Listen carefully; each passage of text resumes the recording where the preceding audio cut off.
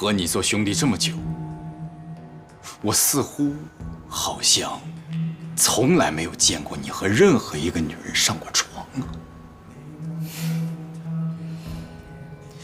我和你们不一样，我是一个有原则的人。这男女之间啊，一切没有感情的性爱，那就是耍流氓。再说了，跟那些女孩子有什么好玩的？我觉得跟兄弟在一块儿才是最开心的。是吗？来，喝一个。喝一个。喝一个嘛。姐，我有点上头啊。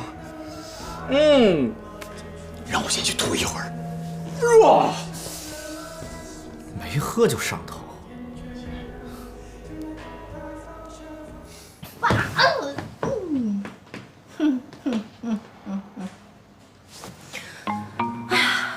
顾西城啊，顾西城，等到所有人都认为你是一个弯的，看你还怎么出去玩，跟我斗！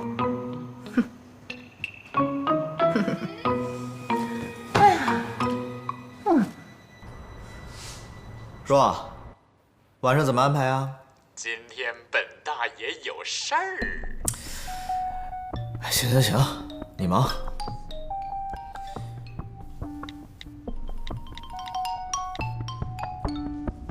猛力，晚上出来陪哥喝酒啊？哥，晚上不行啊。你能有什么事儿啊？我晚上我那个亲戚要来我家呀。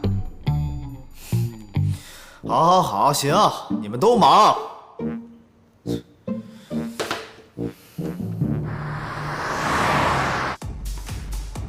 他们人呢？我特地让他们晚点来。难道顾少是想单独跟我待一会儿？有这么点意思。要不这样，老跟他们玩有什么意思呀？